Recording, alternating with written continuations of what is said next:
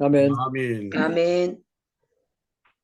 제가 먼저 엘리사에 대한 마음을 갖게 된 거는 한 40여 년 전에 신학대학원 공부하면서 우리 교수 한 분이 스코틀랜드에서 오신 교수 로널드 월리스라고 그분이 해석학 교수예요. 근데 그분이 한 코스가 있으세요. 엘리야 그리고 엘리사. 그 궁금했어요. 그래서 공부하게 됐습니다. 그런데 그 월레스 교수님이 강의할 때나 얘기할 때는 자기 친구들인 것처럼 그렇게 친밀한 관계를 가지고 이 시대를 위해서 이 세대를 위해서는 얼마나 큰 영향을 미치고 있는지 그런 강의를 많이 하시니까 그때부터 관심을 갖게 됐어요. 와, 이 두 사람을 만나야 되겠네요. 엘리사. 그래서 열왕기상 16장부터 열왕기하 몇 장까지죠? 네.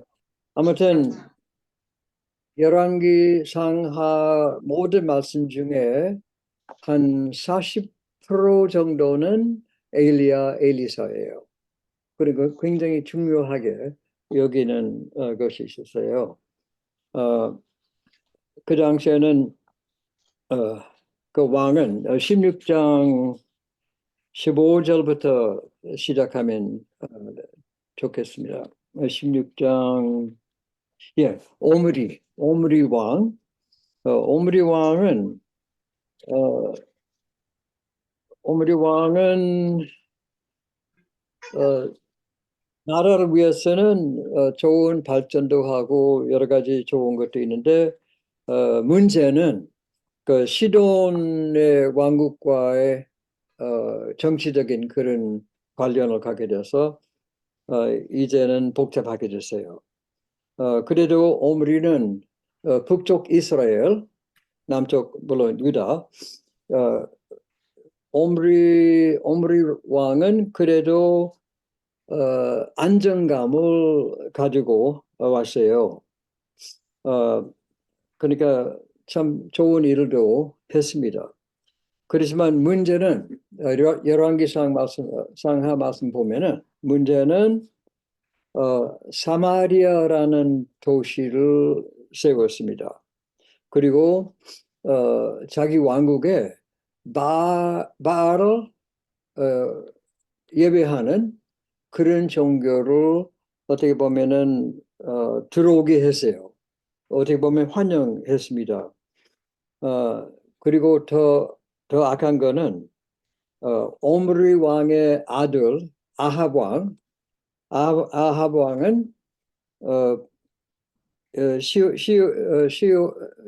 어디가 그 시돈의 왕의 딸하고 결혼하게 됐어요. 그러니까 이세벨이 그 나라 들어오게 됐어요. 그러면 이세벨 여왕은 자기 종교는 바알 경배하는 것이고, 그러면 보통 남편 아내 그런 관계를 가지면은 그 와이프가 따라가야 할 텐데 오히려 오므리 왕은 자기 와이프를 따라가는 그런 것이었어요. 그러면은 아합이 바알을 섬기는 그런 왕이 되고 말았습니다. 근데 이세벨 여왕은 제 말을 알아들을 수 있어요? 네. 아멘. 네. 나이가 많아. 예, 아멘. 잘 들립니다. 알아듣지 못하는 것 같아. Anyway, 저랑 하고 있어요. 네. 이세벨 여왕은 훨씬 더 강해요. 자기 남편보다. 네. 그러니까 하나 종교적인 위기 혹은 정치적인 위기에 부닥쳐서 이제는 복잡하게 됐어요. 그러면 결국은 아합도 바알을 섬기는 왕이 되고 말았습니다. 그러니까 자기 여왕이니까 그 위치를 이용해서 바알의 선지자들 많이 들어오게 했습니다. 그리고 바알을 예배하는 사람들에게는 뭐 여러 가지 특권도 있고 많이 봐주고 결국은 여호와를 경배하는 사람들을 핍박하기 시작했습니다. 많은 야훼를 섬기는 사람들을 죽이고 또 그들이 꼼짝 못하게 됐습니다. 그러면 바알의 종교는 아주 어디 보면은 큰 세력이 됐어요. 그러면 이스라엘 땅을 거의 컨트롤하게 됐습니다. 그리고 대개 이런 종교는 전략하는 방법이 있어서는 젊은 사람들을 대상으로 하는 것이죠. 청소년들 가르치는 거죠. 그러면 그 젊은이들에게 가르친 거는 여호와는 야훼는 너희 아버지 어머니의 왕이고 물론 세상을 창조하신 분이고 그분도 섬기는 것이 좋다. 그러면서도 바알은 이제는 너희가 섬겨야 된다고 했습니다. 왜냐하면 그들이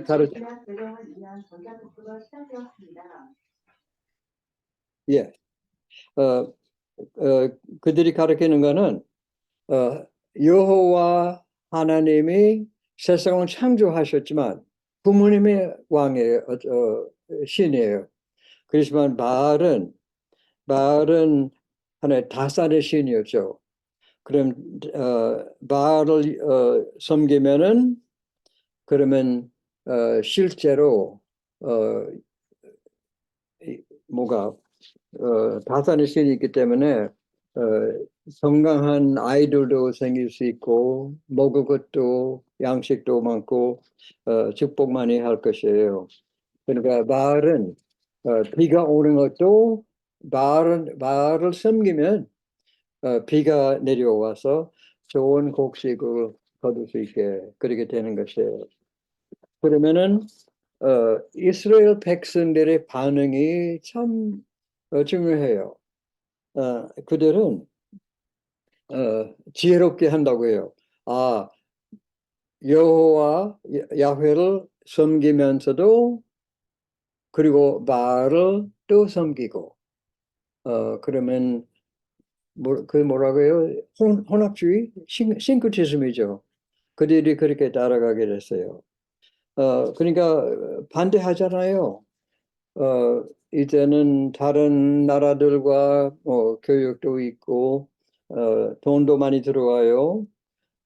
그리고 경제적인 안정감 뭐 다 있으니까 그러면은 일반 사람들은 염려하는 것이 없어요. 뭐 잘 살고 있잖아요.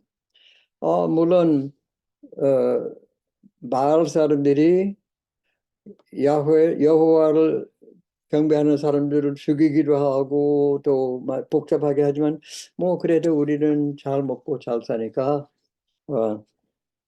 자기는 comfortable해요. 그러면 그대로 놔두는 것이에요. 근데 우리가 배울 수 있는 것은 한 세대는 아주 강하게 하나님을 섬기는 세대지만은 잘못하면은 그 다음 세대는 완전히 떠날 수 있다는 것이에요. 현재 우리 기독교도 마찬가지예요. 우리 젊은 사람들이 그 가장 중요한 포인트예요. 젊은 사람들을 일으키지 못한다면 그러면은 그와 같이 돼요. 복잡하게 되죠. 뭐 우리 잘 먹고 잘 살고 별 문제 없으면은 이들은 다 좋을 것이에요. 그렇게 바꿀 수 있다는 것이에요. 그러니까 제가 궁금했어요. 열왕기하 그 모든 말씀 중에도 40% 정도는 엘리야 엘리사에 대한 그만큼 중요시 여긴다는 것도 보니까 매우 중요하다는 것이에요. 그런데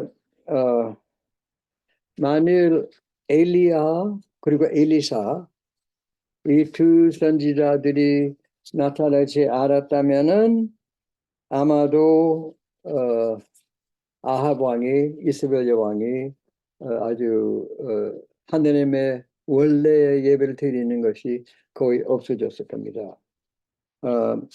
그러면은 엘리야가 들어옵니다. 엘리야의 하나의 표현이 있습니다. watchword이 있어요. 17장 1절 말씀 보면은 엘리야가 시작할 때는 내가 섬기는 이스라엘의 하나님 여호와께서 살아계심을 두고 맹세하노니, 항상 그리 얘기해요. 자기 주제예요. 팀이에요. 내가 섬기는 이스라엘의 왕을 하나님 여호와께서 살아계심을 두고 맹세합니다. 그렇게 말씀해요. 그러면 자기의 파워가 여호와 하나님을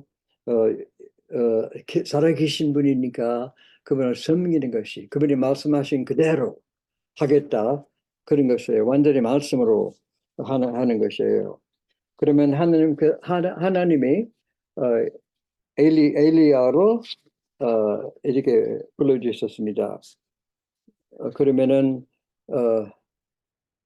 하나님이 세우시는 왕 혹은 예언자, 선지자는 때를 따라 그 중요한 그 때에 알맞게 하는 거죠. 어떻게 보면은 지금 밴쿠버 계신 여러분들도 캐나다 전국적으로 한국이나 미국이나 하나님이 원하시는 교역자, 사역자를 일으키시는 것이라고 저는 생각합니다. 왜냐하면 이 시대도 거의 비슷해요. 지금 그만큼 기독교가 우리 교회가 여러 가지 위기에 부닥치고 있는 것이에요. 아무튼 이스라엘 나라는 아합 왕 같은 그런 왕이 없어졌던 것이에요, 그 전에. 그러면서도 이스라엘 백성들은 엘리야 같은 선지자도 없었다는 그런 것이에요. 그러면 하나님께서 불러주셨는데, 근데 참 재미있는 거는 하나님께서는 엘리야를 불러주셨어요. 그럼 이제는 싸우고 이겨야 되는데 어떻게 했어요? 3년 동안 가서 숨어 있어라. Hide yourself. 그렇게 하는 것이에요. 그러면 엘리야가 갈멜산에 올라가서 그 크게 승리하기 전에 배워야 할 것이 있다는 것을 하나님께서 아셨습니다. 그러면 하나님이 엘리야에게 두 가지 꼭 가르쳐 주는 것이 있었습니다. 한 가지는 숨어져 있다는 것, hiding. 이사야 49장 2절 말씀 보면은 성령께서 우리에게 주시는 은혜 중에 하나는 우리를 감춰주시는 것이에요. 말씀으로 갖게 하고 그 다음에 감춰주신다고, 숨겨주신다고 합니다. 그럴 때가 있어요. 하나님이 사용하시는 사람마다, 예수님까지도, 예수님은 30년 동안 숨어 계셨습니다. 모세는 애굽에서 백성들을 해방하기 전에 40년 동안 하나님께서 숨겨주신 거예요. 전부 다 그래요. 우리도 마찬가지, 아마 여러분도 경험하셨을 거예요. 그러면 가장 중요한 거는 하나님 안에 숨어져 있는 hiding place가 있다는 것이에요. 하나님께서 숨어주시고, 그러면 3절은 17장, 너는 여기서 떠나 동쪽으로 가서 요단 앞에 그릿 시내가에 가서 숨어 있어라. 그러면은 이제는 엘리야는 나가서 싸우고 싶은데 하나님께서 숨어 있어라. 숨겨주신 거죠. 먼저 동쪽으로 요단강 그릿 시내가에 하고, 그 다음에 바로 그 후에 8절 말씀 보면 17장 이 과부 사르밧 그 과부한테 가장 어렵고 아무것도 없는 가난한 과부에 가서 숨어 있으라고 했어요. 3년 동안 아무것도 못하고 두 가지 가르치는 것이 있었어요. 한 가지 hiding, hiddenness, 숨어져 있는 것. 두 번째는 하느님께서는 채우시는 방법 여러 가지가 있다는 것도 보여주신 거죠. 어떻게 하느님께서 우리를 채워주시고 먹여주시고 필요한 것을 주시는지 모르겠어요. 그러면은 엘리야는 그래 오랫동안 숨어져 있었다는 거죠. 그 후에 어떤 날은 하느님께서는 나 이제는 가라. 갈멜산으로 가라고 하셨던 것이에요. 그리고 두 번째 가르쳐 준 거는 먹고 살고 하는 그 모든 그 필요한 것이 있잖아요. 어떻게 하는 것이에요. 때로는 하느님께서는 직접 먹여주시기로 하죠. 그러면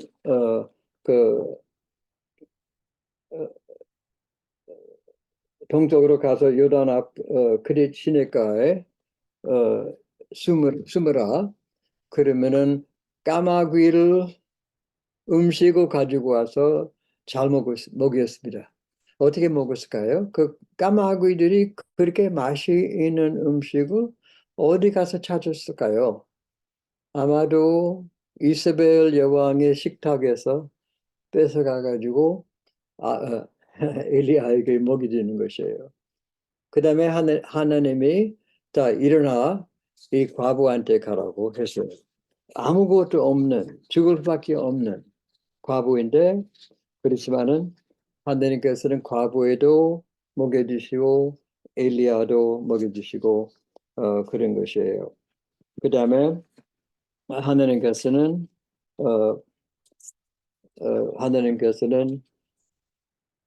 자 일어나 가라 그렇게 하는 것이에요. 그러면 갈멜산으로 가는데 근데 그 얘기를 다 아시겠지만은 18장이나 보면은 엘리야는 내가 섬기는 이스라엘의 하나님 여호와께서 살아계심을 주고 맹세하노니 그밖에 없어요. 다른 무기가 없고 갖고 있는 것이 없어요. 오직 하나님께서 말씀하셨으니까 God has spoken. 하나님께서 말씀하시기 때문에 그 말씀만 가지고 이겼어요. 그 바알이 선지자들이 여러 가지를 복잡하게 뭐 그렇게 어지럽게 그렇게 했지만은 결국은 비가 오지 않았습니다. 근데 엘리야는 그 다음에는 그들을 조금 욕하면서 농담 비슷한 욕도 하고 혹시 너의 신이 잠자는 것이 아닌가 아니면 화장실 가는 것인지 그렇게 욕했습니다. 그 다음에 엘리야는 오히려 물을 더 많이 이렇게 넣어가지고 하늘에서 불이 임하도록 그렇게 했습니다. 그러면 엘리야는 450명의 바알이 선지자들을 이렇게 말씀으로만 완전히 이겼습니다. 그러면 엘리야는 그들이 아주 복잡하게 여러 가지 그런 짓을 하면서 자기 신이 비가 내려오도록 했지만 안 왔어요. 그래서 엘리야는 한마디로만 하나님께만 기도하고 비가 내려온 것이에요.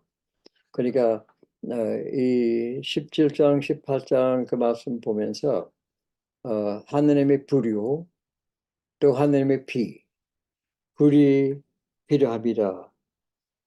불이 필요합니다. 이기는 거죠. 근데 비가 그동안 안 내려왔으니까 엘리야는 비가 오지 않겠다고 그리고 비가 안 왔어요. 근데 바로 비가 내려오기 시작하는 것이에요. 엘리야는 말하는 것밖에 없으세요. 그래 자기 하는 말은 살아계신 하나님을 맹세하노니 그 말씀 한마디 하니까 역사를 일으키는 있는 것이에요.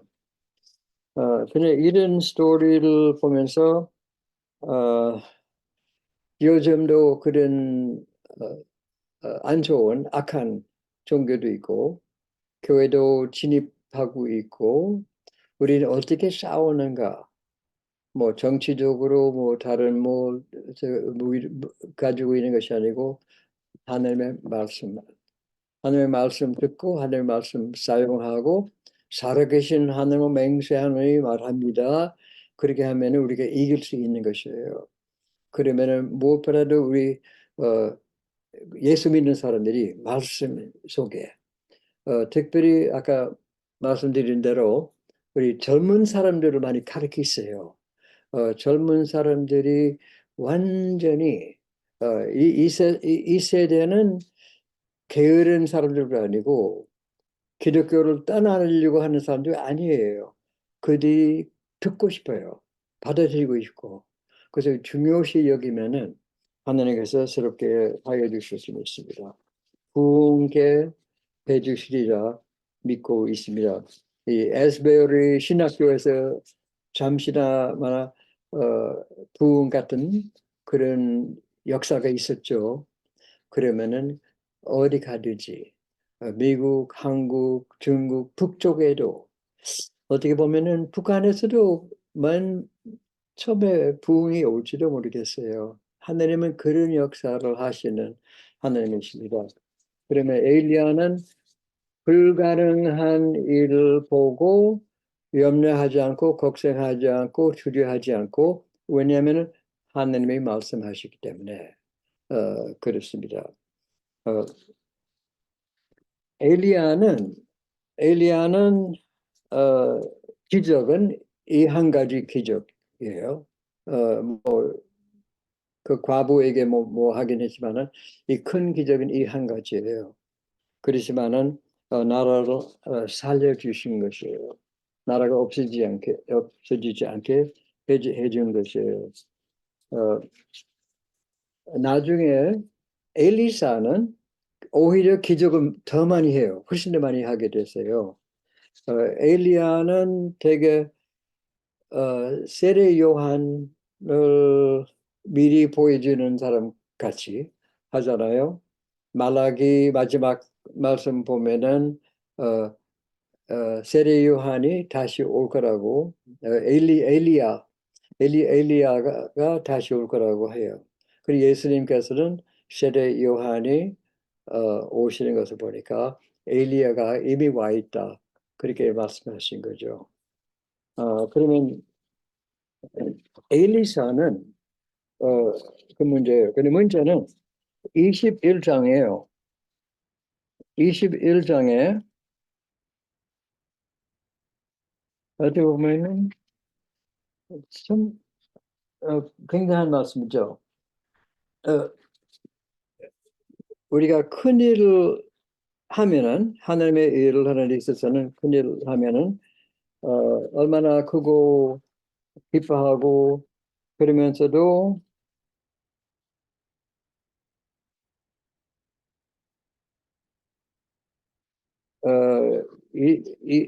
열왕기하 19장입니다. 맞죠? 그렇습니다. 19장은 이스라엘 여왕이 이제는 곧 네가 하는 것처럼 내가 너에게 똑같이 할 거라고 했어요. 그래 이스라엘이 엘리야가 이스라엘 여왕을 무서워하기 시작했어요. 그러면 그 큰 승리를 하는데 한 사람 여왕을 두려워했어요. 그래서 막 달려가서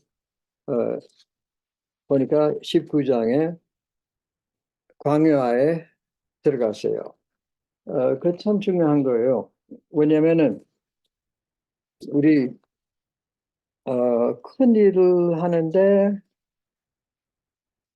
시험이 많이 오고, 왜냐면 잘못하면 우리가 큰일 했구나 하는 건데, 근데 19장 말씀 쭉 읽어보시면서 아시겠지만 엘리야는 결국은 하나님이 정말 저를 사랑하신다면은 나를 죽여주시옵소서. 그 정도. 나중에 시간 나시면은 열왕기상 19장 그리고 요한복음 21장 같이 나를 공부하면서요.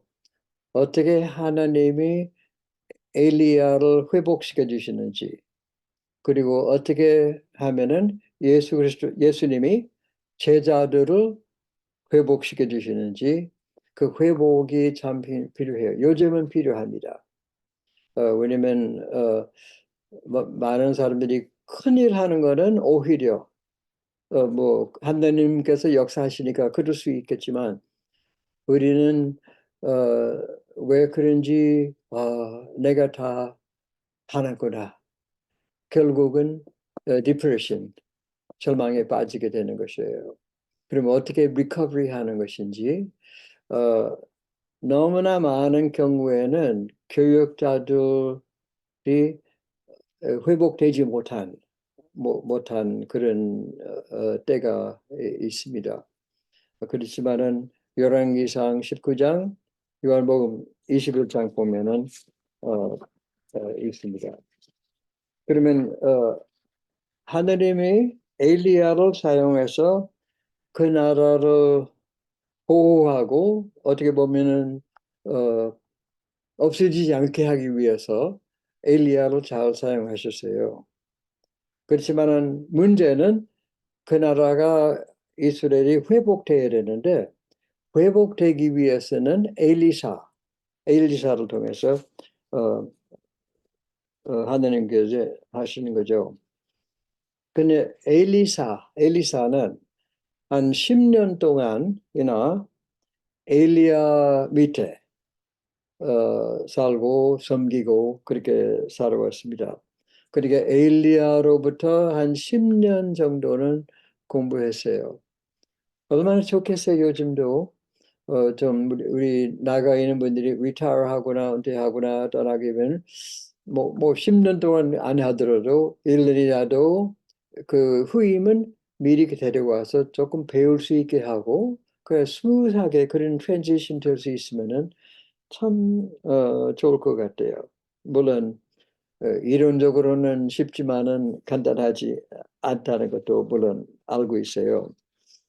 그런데 어떻게 엘리야가 엘리사를 어떻게 불러주셨어요? 이제는 엘리야가 회립바람으로 홀윈이죠. 하늘나라에 직접 올라갔습니다. 그러면은 엘리야는 엘리사에게 이렇게 질문했습니다. 내가 너를 떠나기 전에 물어보라. 내가 무엇을 위하여 너에게 해줄 수 있을까요? 엘리사의 대답은 당신 안에 계신 성령의 능력은 갑절이나 나에게 임하게 해주시옵소서. 그러면은 엘리야는 우선 물어보라. Ask, what shall I do for you? 무엇을 위해서 내올까요? 그러면 그 다음에 엘리야에게는 내가 회리바람으로 하늘나라 올라가는 건 네가 보거든. 그럼 받게 될 것이래요. 그러면 seek. 예수님은 구하라, 찾아라, 문을 두드리라 하시지 않습니까? 그러면은 엘리야는 물어보라. Ask, what shall I do for you? 그 다음에 seek. 네가 나를 보면 네가 받게 너도 똑같이 될 거라. 그 다음에 문을 두드리라. 그래서 엘리사가 엘리야의 겉옷을 가지고 이렇게 때리면서 열왕가운을 때리면서 물이 이렇게 갈라졌어요. 그러니까 ask, seek, knock. 구하라, 찾아라, 문을 두드리라. 그러면 열리게 될 것이고요. 예수님께서도 그 같은 방법으로 하셨던 것이에요. 엘리사의 첫 번 하는 역사는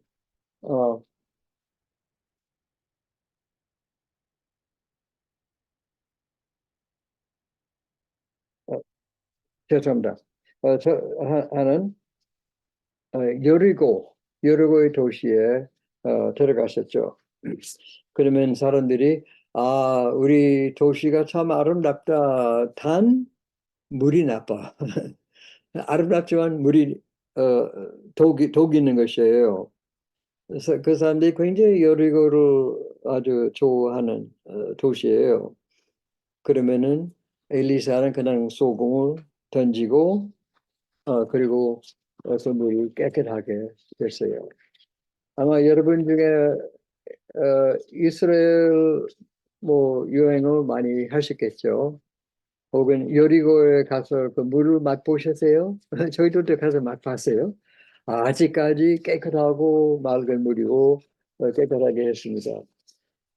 그러면서도 시작하자마자 엘리사가 이들은 반대하는 청년들이 생겼어요. 우리 성경에는 어린 아이라고 하지만은 깊이 보시면 어린 아이들이 아니에요. 요즘은 그 젊은 갱단 같은 사람들이에요. 그 정도 되게 해석하는 분들이 그렇게 가르쳐요. 그냥 심플한 애들이 아니에요.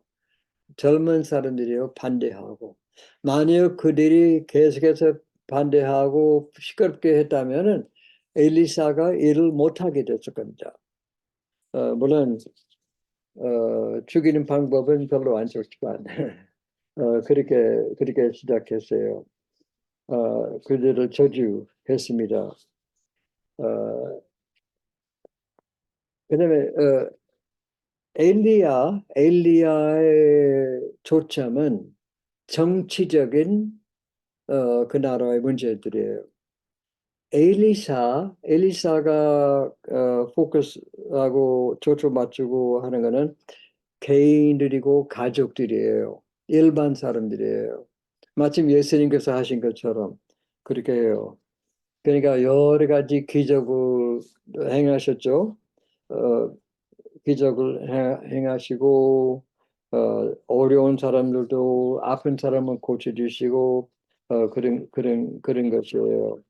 어, 엘리사는 또 기적도 했죠.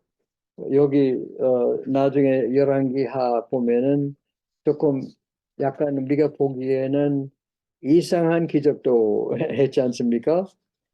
가령 이 토끼는 물에 빠져가지고 자기는 이렇게 건져주고 그런 것들이에요. 어, 한 번은 엘리사가 100명 사람들을 먹여야 할 텐데 빵 한 20개만 가지고 이때는 다른 것 옥수수 몇 개만 가지고 100명 먹인 것도 있고 마침 예수님께서 5,000명, 3,000명 사람들을 4,000명 사람들을 먹이신 것처럼 그렇습니다. 그리고 하느님이 엘리사를 그렇게 사용하신 거예요. 엘리사의 기적들은 미리 예수 그리스도의 기적들을 약간 예표, 미리 보여주는 그런 것 같이 보일 수 있습니다. 그러면 그 기적은 몇 가지 보는 게 좋을 것 같아요. 열왕기하 4장, 열왕기하 4장 보면은 엘리사의 두 번째 기적입니다. 이 기적은 젊은 선지자들, 그러니까 신학생들 같은 그런 사람들이죠. 전도사들, 그들의 모임이 있었습니다. 그러면 이런 School of the Prophets, 선지자 학교라고 했죠. 그러면은 이 젊은 사람들이 선지자들이 되려고 하는 것이에요.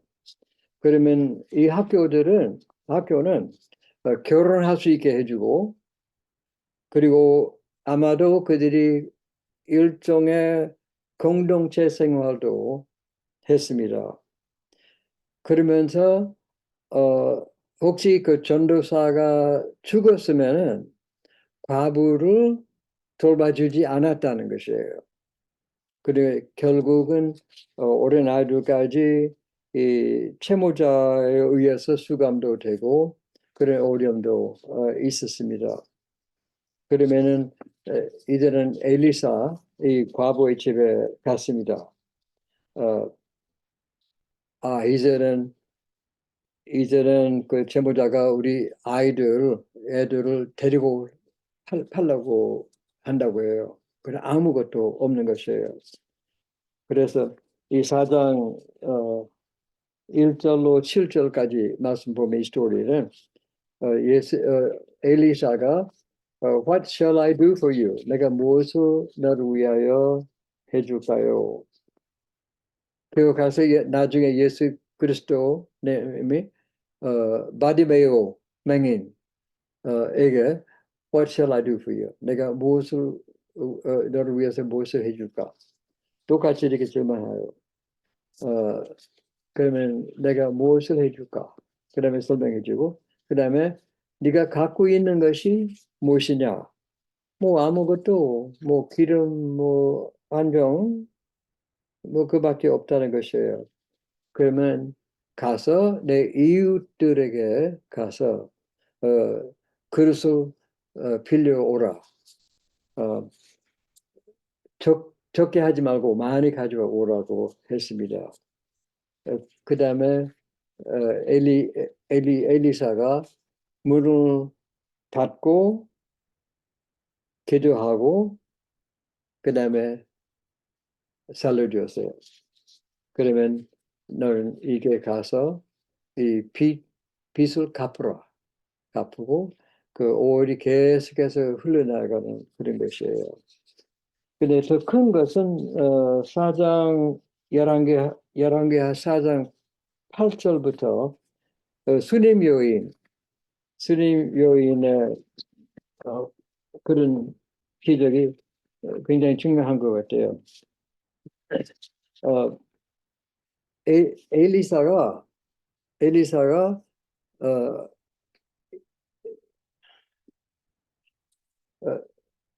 이 4장 1절에 선지자의 제자들의 아내 중에 죄송합니다. 8절이요.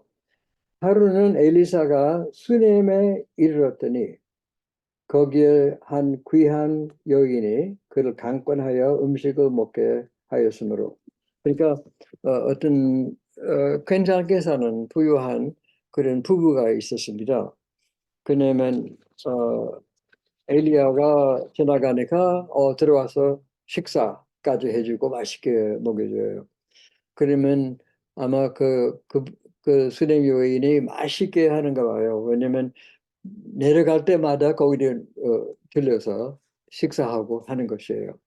하루는 그 여인이 그 남편에게 이렇게 말했죠. 맞은 남편에게 이 선지자가 좀 쉴 수 있는 방이나 필요해요. 그래서 옥상에다가 그렇게 조그만 선지자의 방을 만들었어요. 아주 간단하게 그 조그만 방인데 엘리사가 쉴 수 있는 방이고 기도할 수 있는 방이고 그리고 나중에 기적을 행할 수 있는 그런 방이 됐어요. 그래서 이렇게 하면은 가만히 보니까 엘리사가 자기의 하인한테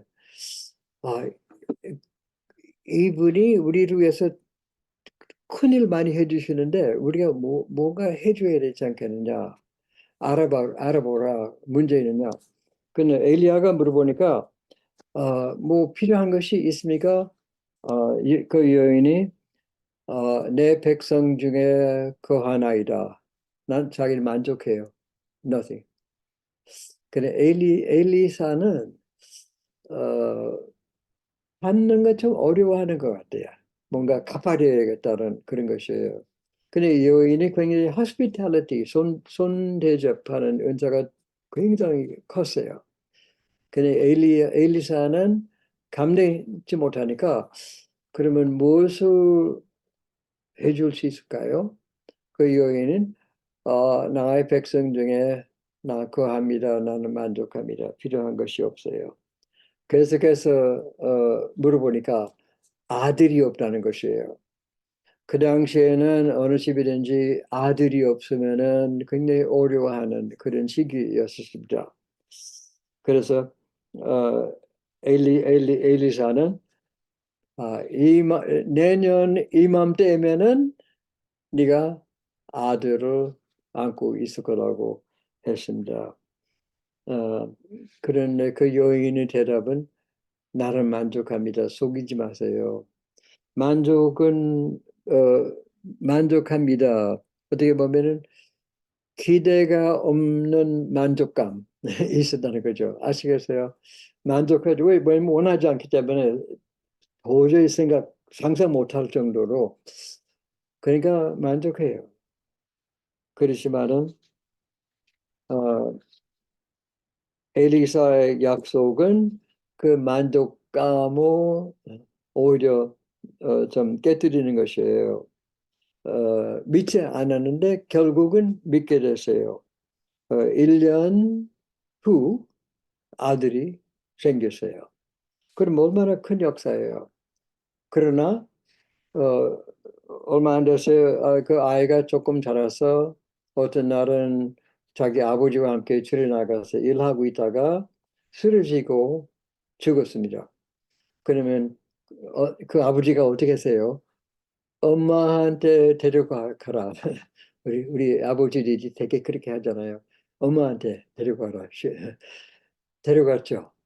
근데 어머니한테 그 죽은 아이를 데리고 가서 어떻게 했어요? 뭐 장례식이나 해야 되잖아요. 그래 하지 않고 엘리사의 선지자의 예언자의 방에 올라가서 그 엘리사의 침대 위에다가 이렇게 놓고 시체를 놓고 문 닫고 나왔습니다. 그 다음에 남편에게는 나는 선지자로 만나러 갑니다. 남편은 뭐 공휴일도 아니고 뭐 아닌데 어떻게 가? 나는 편안합니다. 내 영혼이 편안해요. 그 찬송이 있잖아요. 내 영혼은 편안해. 그런 것이에요. 그래 가다가 어, 가다가 어, 엘리사의 하인을 만나서 잘 있습니까? 여인이 잘 있다. 남편이 잘 있습니까? 네, 남편이 잘 있어요. 아들이 잘 있습니까? 네, 잘 있습니까? 그렇게 하는 거예요. 그러면 결국은 엘리사에게까지 가서 밀고 나가서 어, 내가 아이를 달라고 하는 것도 아닌데 어찌하여 이렇게 해가지고 그놈에 죽게 되느냐? 어떻게 하겠느냐? 그런데 다들 그 여인에게 물어봤어요. Is it well? 잘 하고 있느냐? 네, it is well. 영혼은 편안해. 근데 실제적인 상황이 편안하지 않았다는 그런 것이에요. 그러면은 이제는 보니까요. 그 여인은 맨 처음에 엘리사가 다니셨을 때는 그렇게 큰 믿음이 없었던 것이에요. 뭐 아기도 못 갖고 아들. 근데 큰 믿음이 거의 없었던 사람인데 나중에 보니까 자기 믿음이 커서 거의 엘리사의 믿음만큼 믿음이 커진 그런 사람이에요. 그 믿음은 어디서 나오는 것이에요? 말씀에 의해서 나오는 것이에요. 믿음이 어디냐면 말씀에 의해서 나오는 것이라. 그러면은 말씀 듣고 순종하고 하는 것이 믿음이에요. 요즘은 우리 믿음을 많이 강조하잖아요. 근데 믿음이 오시는 것은 오직 하나님의 말씀을 통해서만 와요. 말씀 안에 거하고 말씀 충만하게 되고 말씀 그대로 순종하고 따라가면은 믿음이 생기는 것이에요. 그러면 그 믿음이 생기는 것은 뭐랄까 죄하고 거절하는 믿음. 맞아요. 죄하고 거절하는 사탄의 계획을 받아들이지 않는 거절하는 믿음이 그 여인에게 있었다는 것이에요. 그러면은 엘리사는 할 수 없이 가서 근데 그 방 안에 들어가서 문을 닫고 죽은 아이의 자기 몸을 위에다가 하고 숨을 쉬면서 아기가 그 아들이 살아났습니다. 그러면 몇 가지 원칙은 배울 수 있죠. 하나님의 말씀은 믿음을 일으키는 것이에요. 두 번째, 믿음은 곁에 있는 항상 이 것들을 거절하는 것이에요. 그러니까 안 된다, 어렵다, 뭐 그런 것을 믿지 않고 그냥 배승하고 나가는 것이에요. 하나님께서는 그 약속을 이루시기까지 밀고 나가서 하나님께 나가는 것이에요. 이사야 62장 6절 기억하시죠? 하나님으로 쉬시지 못하게 기도하라. 너도 쉬지 말고 기도하고 하나님께서 쉬시지 못하게 하라. 약속하신 것을 그대로 이루어 주실 때까지 그렇게 하라는 것이에요. 그리고 완전히 그 믿음의 역사가 일어나게 된다면은 중보기도 또 중보하고 어려움 속에 들어가 있는 것이에요. 엘리사는 어디 보면 자기 몸도 바칠 수밖에 없었다는 것이에요. 이 모든 이런 스토리의 가장 제가 보기에는 주요하는 것은 compassion, 긍휼이요. 긍휼 여겨주시는 마음. 아까 교수님께서 우리 예수 전도라는 뭐 그런 거 했지만은 다들 뭐 성령의 능력을 받고 싶다 하는 건데 저희가 가르친 거는 먼저 compassion, 긍휼을 가지면은 파워가 있어도 돼요. 그렇지만은 긍휼이 없는 사람이 성령 능력을 가지면은 오히려 파괴시키는 그런 것이에요. 그런 거 많이 봤죠.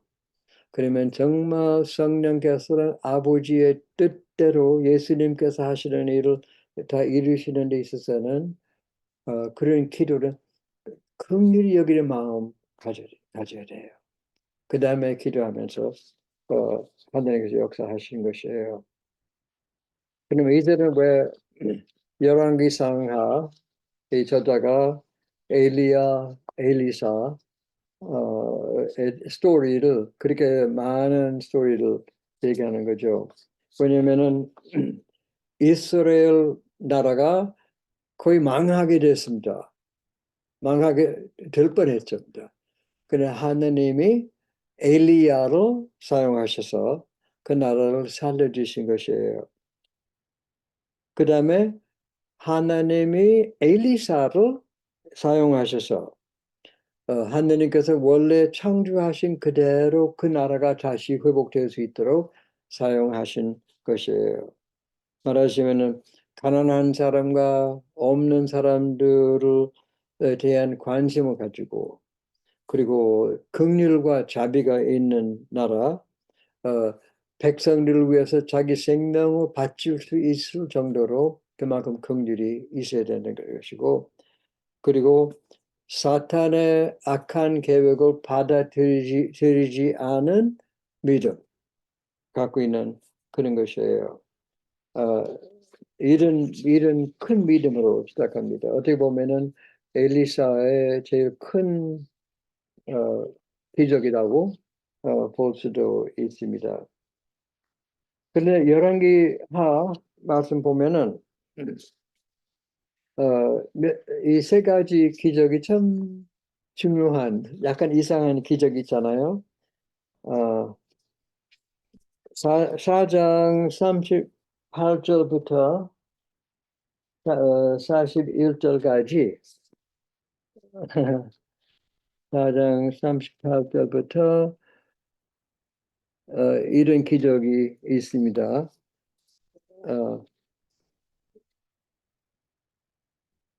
그 당시에는 기근이 있었습니다. 기근.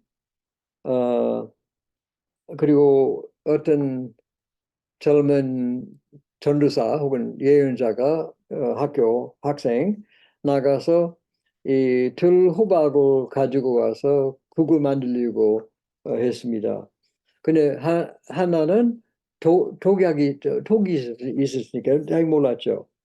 근데 엘리사는 그냥 밀가루를 이 그릇에다가 이렇게 해가지고 그 독이 없어진 것이에요. 참 이런 어디 보면 little bit strange 이상한 기적들도 있어요.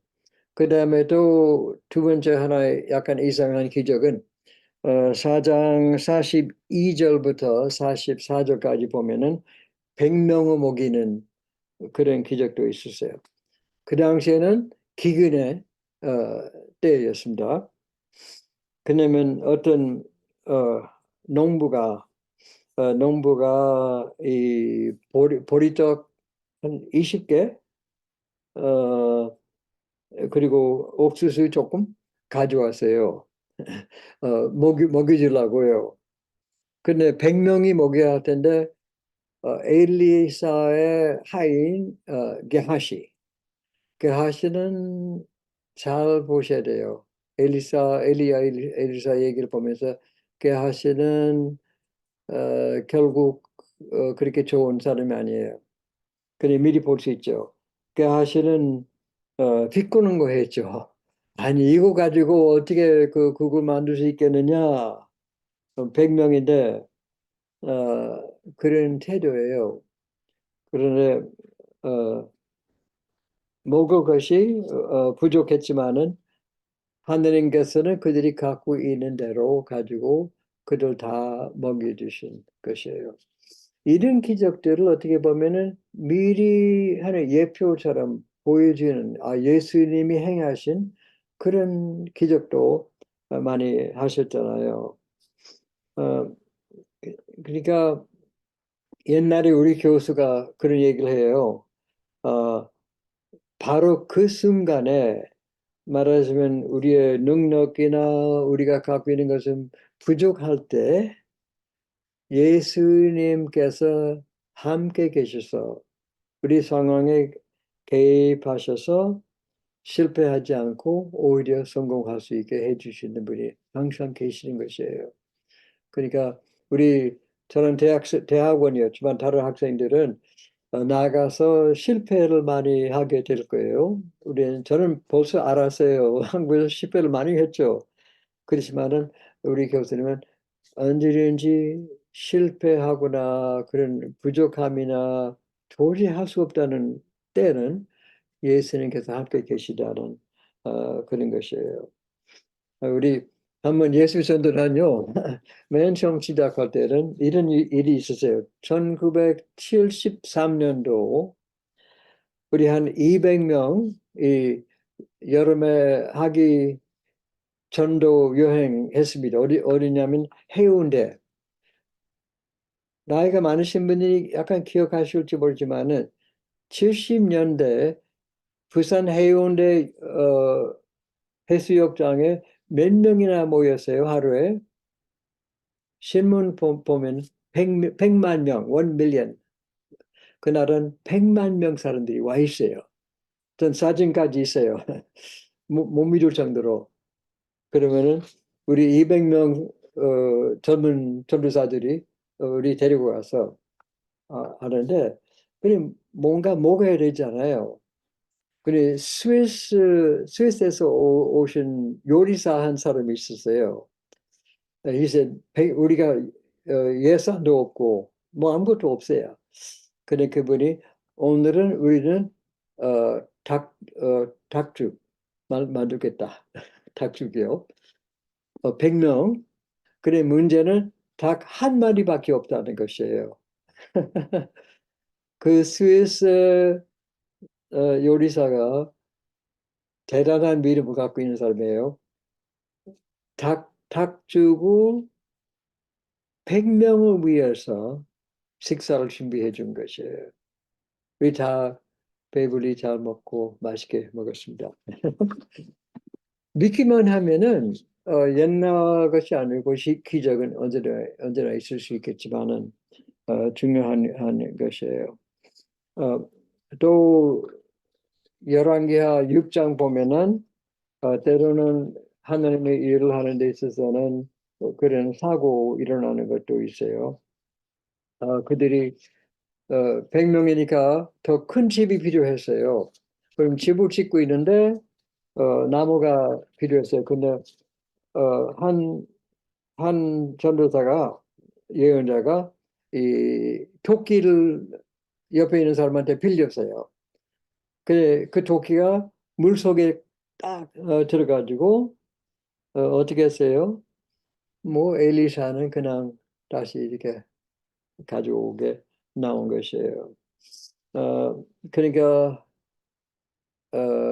독약이 있는 그런 상황도 하나님께서는 해결하실 수 있는 것이고 없는 가운데도 주님께서는 필요한 것을 다 채워주실 수 있는 하나님이시고 그리고 우리 도끼까지 수용하게 할 수 있는 하나님인데 너희 믿음을 가지고 나가라. 그냥 믿음을 위한 믿음이 아니라 하나님의 일을 하는 데 있어서는 기적이 필요해요. 그렇지만 자꾸 기적을 위해서 기도하고 주여 주여 그렇게 하면은 성령께서는 오히려 슬퍼하실 겁니다. 너무 기적을 강조하고 하면은 왜냐면은 대천덕 신부님 기억하시죠? 대천덕 신부님은 처음에는 성령의 역사는 어떻게 위에서 he said outer working 외부적으로 역사하시는 거는 강조 많이 하시는데 돌아가시기 전 한 10년 동안 내적인 것만 강조하셨어요. 왜냐하면은 이 소위 카리스마 메디컬 무브먼트 하는 사람들은 외부적인 것만 강조해요. 저는 알아요. 왜냐면 저는 처음에는 그렇게 했어요. 그렇지만은 적어도 다행히도 그렇게 훌륭한 저를 멘토해 주는 분이 있어서 외부적인 것 보지 말고 내적인 힘, 하나님을 의지할 수 있는 힘, 말씀 속에 깊이 들어갈 수 있는 거는 성령께서 역사하시는 것이에요. 그것이 역사하는 것이 가장 필요하다는 것이에요. 또 한 가지 피곤하시지 않으세요? 제 말을 알아듣지 못하시죠? 저 자신도 알아듣지 못해요. 우리 집사람이 가끔 그래서 우리 집사람 이름을 해요. 우리 집사람은 옛날 같지 못해. 왜 그런가? I don't know. 줌이라요, 교수님. 줌이라 반응들을 서로 하고 있어도 교수님한테 안 들릴 뿐이에요. 다 들려요, 교수님. 예, 잘 들립니다. 잘 이해하고 있습니다. 잘 듣고 있습니다. 아무쪼록 다음에는 젊은 사람 모시고 하세요. 참 중요한 기적은 열왕기하 5장이에요. 나만을 치유하는 그 역사는 굉장히 중요한 신약 성서에도 굉장히 미리미리 예표로 준비하는 것이에요.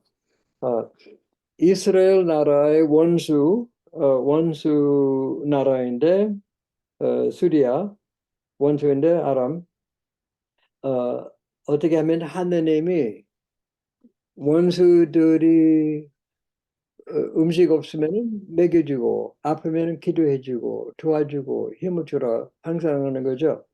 그러면 엘리사도 그런 마음을 갖고 있는 것이에요. 그러면은 그러면 아람은 완전히 원수였죠. 그러면 이 아람 왕의 군대 장관 나만이라는 사람을 병 고쳐주시는 그런 역사인데 그런 이 기적이 중요한 거는 사람들의 마음, 어떤 마음을 갖고 있는지 보여주는 것이에요. 엘리사는 이스라엘을 살면서 완전히 이스라엘 사람이에요. 순전한 하느님만 의지하는 사람이고, 그리고 나만은 이 아람 왕의 군대 장관이었어요. 그러니까 자기 몸은 나중에는 몸은 아람에 가 있었지만은 자기 마음은 이스라엘 안에 있는 사람이에요. 완전히 아시겠어요? 게하시는 엘리사의 하인이에요. 게하시는 이스라엘 사람이지만은 마음은 아람에 가 있어요. 그건 위험해요. 제일 거룩한 것들 항상 만지고 가장 유명한 주님께서 세워주신 선지자 엘리사를 모시는 사람인데 자기 마음은 세상에 들어가 있어요. 몸만 섬기는 것이고. 그리고 이 젊은 아가씨가 있어요. 그 당시에는 전쟁 때 아람 사람들이 정복하고 그 아이를 데리고 왔어요. captive예요. 그렇지만은 자기는 아람에 살고 있으면서도 자기 마음은 항상 이스라엘 사람이라 가 있다는 것이에요. 나만은 군대 장관이지만은 그리고 큰 전사이고 자기 왕도 아끼는 사람이고 그렇지만은 나병 환자, 문둥병 환자였었습니다. 그런데 하느님께서는 이 어린 아이, 이 조금 계집아이 아이를 귀하게 사용하셔서 아람의 왕의 제일 큰 위치에 높은 위치에 있는 사람의 구원을 위해서 이 아이를 사용하시는 거죠. 저는 노르웨이 지금은 자주 못 가지만 그전에는 거의 1년에 한 번이나 자주 갔었어요. 근데 노르웨이 친구들이요, 바이킹 얘기를 해요. 바이킹 무서운 사람 있잖아요. 파이럿 같은 사람. 그 얘기를 해요. 기독교인들을 많이 죽이고 교회를 완전히 깨뜨리고 없애게 하고 했는데, 근데 그 노르웨이 친구가 한 얘기는 나중에 그 바이킹 사람들이 교회를 다시 세웠어요. 오히려. 왜냐하면은 그들이 납치한 여자들 혹은 어린아이들, 계집아이 같은 사람들 데려와서 다 예수님 믿는 사람들이었어요. 왜냐면 그 여자분들이 그 아이들도 오히려 전도를 해서 바이킹 사람들도 많이 믿게 돼서 오히려 교회를 나중에 더욱더 많이 짓게 됐습니다. 그러니까 참 놀라운 것이에요.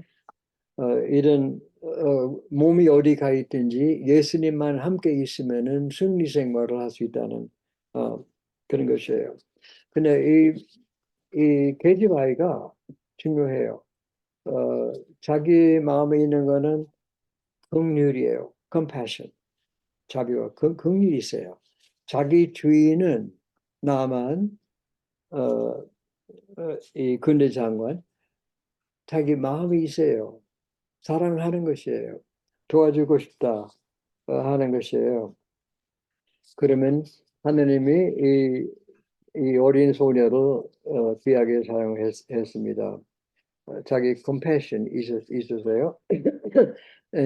그 얘기했죠.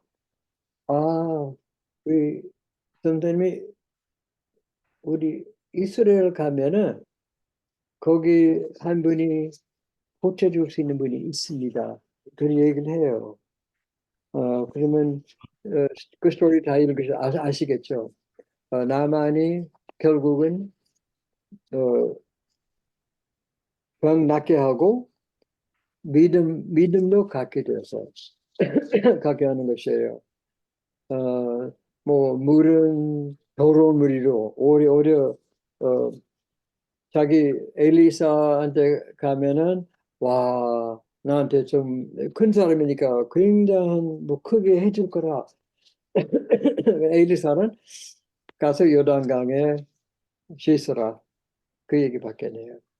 그래서는 결국 순종해서 결국 하나의 홀리스틱 힐링, 그러니까 온전하게 영혼도 힐링되고 마음도 새롭게 되고 몸도 묻는 병자가 다 없어지고 깨끗한 것이에요. 그러면 이 나만이 자기 땅 아람 땅에 돌아가기 전에 흙을 조금 가지고 가서 제단을 만들었어요. 근데 나중에 나만이 엘리사에게 혹시 내 왕이 이 이란에 가서 되면 나는 어쩔 수 없이 모시고 가야 된대 좀 봐주라고. 예, 오케이. 그러면 흙을 가지고 자기 조그만 제단 만들고 몸은 완전히 이스라엘의 원수 나라 아람의 몸이 있었지만 완전히 그대로 따라가야 되지만 마음은 하나님 안에 있는 것이에요. So question is, where is my mind? 교회 안에 몸이 있는데도 마음은 세상에 있는 것이고, 아니면 세상에 있지만은 마음은 예수 그리스도 안에 교회 안에 있는 것이에요. 우리 교회의 성도들을 보면은 어려운 사회생활 하면서도 제 마음은 깨끗한 마음이고 하나님을 순수하게 찾으려는 그런 분들을 많이 도와줘야 돼요. 그분들을 세워주셔야 돼요. 그러면서도 교회 안에 있으면서도 마음은 그냥 약간 이중적인 마음 가지고 하는 교회 디시플린 필요해요. 그대로 할 수 있도록 하는 것이에요. 저희도 목사들부터 우리가 먼저 해야 되죠. 그만 말씀 안에 살고 하느님 안에 살고 그리고 교회 안에 살면서 세상을 위해서 하느님께서 그런 사람을 찾고 계시는 줄 믿습니다. 하시는 알죠. 마음이 어디 있는지.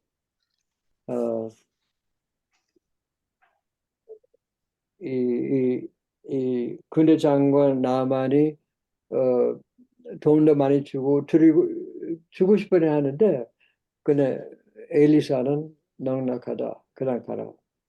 근데 게하시는 따라가면서 거짓말까지 하고 돈도 달라고 하고 그렇게 하는데 결국은 나만의 병은 게하시에게 임했다는 그런 것이에요. 또 특별히 5장 말씀 공부하면서 Where is my heart? Where is my mind? 내 마음은 어디 있느냐 하는 것이에요. 아무튼 더 좋은 얘기가 많지만 한 가지만 더 하고 마치려고 합니다. 열왕기하 13장 13장 14절부터 20 몇 절까지, 5절까지 엘리사의 죽음이에요. 엘리사의 기억하시죠? 엘리야가 죽지 않고 프리바람으로 하늘나라에 올라갔고요. 근데 이제는 엘리사가 자기가 죽어가는 것을 알았습니다. 그래서 요하스 왕이, 젊은 왕이 자기한테 왔어요. 네, 막 눈물 흘리는 것이에요. 근데 그 젊은 왕이 엘리사를 위해서 눈물 흘리는 것이 아니라 자기 자신을 위해서 눈물을 흘리는 것이에요. 그러니까 이 경건한 슬픔이 아니고 세속적인 슬픔이에요. 고린도후서 보면은 두 가지 근심이 있어요. 세속적인 근심, 아니면 경건한 근심. 경건한 근심이 없었던 사람이에요. 이 젊은 왕이 완전히 엘리사를 의지했습니다. 뭐 엘리사는 그만큼 강하니까 그 나라 왕까지라도 의지하고 좀 도움받고 언제든지 의지할 수 있다고 생각했습니다. 그리고 막 울고 있어요. 뭐냐면은 이 젊은 왕이 이제는 자기 나라를 이끌어갈 수 있는 힘이 없는 것인 줄 알았어요. 어떻게 엘리사의 이 훌륭한 분 없이는 어떻게 리드할 수 있겠어요? 그러면 엘리사는 어떻게 어떻게 했어요? 활과 화살을 가지고 했어요. 그다음에 엘리사는 자기 손은 그 젊은 왕의 손 위에다가 얹으시고, 그다음에 쏘아라, 여호와의 승리의 화살이라. 그러니까 자기 손은 위에다가 이렇게 하고 하는 것이에요. 그러면 그렇게 했어요. 그다음에 엘리사가 그 젊은 왕에게 그러면 화살을 가지고 땅을 치라고 했습니다. 근데 왕은 그냥 뭐 두 번, 세 번만 해서요. 그냥 아무렇지 않은 것 같은데 엘리사가 화가 나가지고 아니 계속해서 6번이라도 땅을 쳐야 되는데 그러면은 아람을 완전히 이길 수 있다는 것이에요. 그러면 지금은 3번만 이길 거예요. 그렇지만은 결국은 역사를 보면은 3번만 앞으로 이겼다. 그 다음에 망하게 됐습니다. 아마도 엘리사의 마지막 기적은 제일 큰 기적이었어요. 보세요. 열왕기 13장 20절 보면 20절 엘리사가 죽으니 그를 의사하였고 해가 바뀌며 모압 도적 패들이 그 땅에 온지라. 그러니까 그 당시에는 그 무덤은 한쪽에는 오픈해요. 열려 있는 것이에요. 그냥 엘리사의 시체를 그렇게 놓았어요. 근데 그 1년 후에 다른 나라가 와서 싸우는 데 있어서는 한 사람이 죽었습니다. 죽었는데 그러면 그 시체를 엘리사의 무덤에다가 이렇게 던졌어요.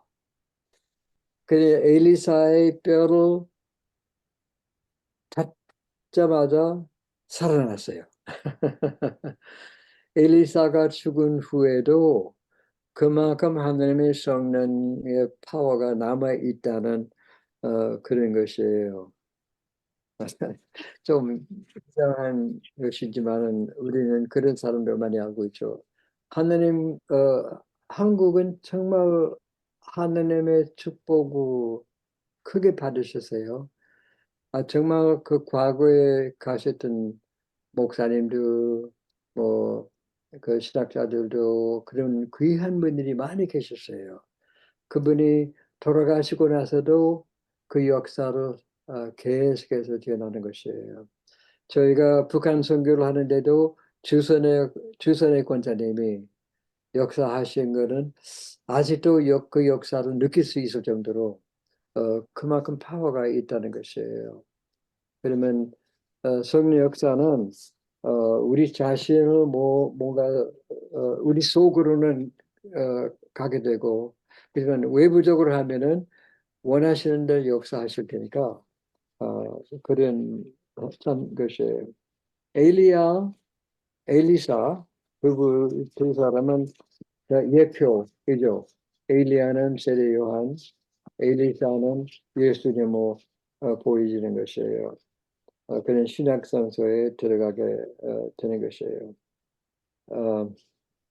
예수님께서는 세례 요한은 나를 보면서 엘리야 얘기를 하고, 그리고 엘리사는 엘리야보다 2배나 기적을 훨씬 더 많이 했죠.